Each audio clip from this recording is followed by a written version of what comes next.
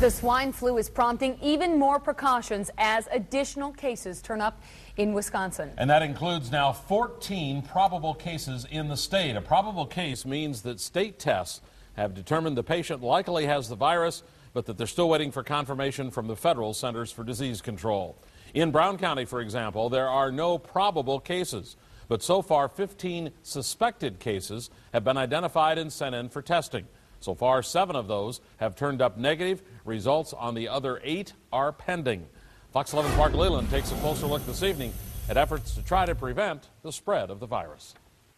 Concern about the swine flu is spreading faster than the virus itself, with local health officials working to educate the public. People all have a role and they can do something to help themselves as well. So far in Brown County, there are no confirmed cases of the swine flu, but health officials expect the number of suspected cases to rise as people develop flu-like symptoms. People hear more. There's more that will probably go to their physician seeking, follow-up or input. City and county officials have been meeting and say they have plans in place to deal with a major spread of the virus if it happens, and they are encouraging businesses to get prepared as a precaution too.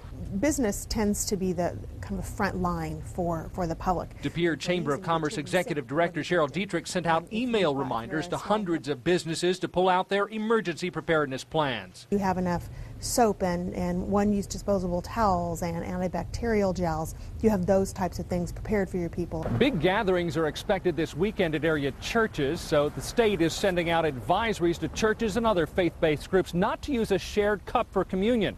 They say it's just a precaution to avoid the spread of germs. With the circumstance that we have now and not knowing what this novel flu strain is going to do, our recommendation would be to go to the single-use cups.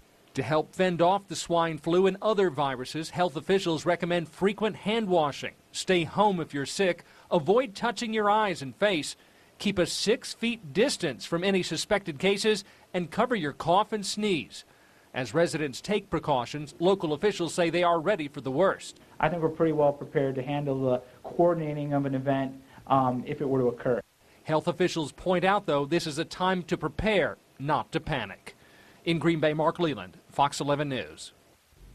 By the way, the 15 suspected cases in Brown County, that's the most of any county in our area that we're aware of. Also, many of the local emergency preparedness plans were developed following 9/11 and then were updated during the worldwide avian flu threat 3 years ago.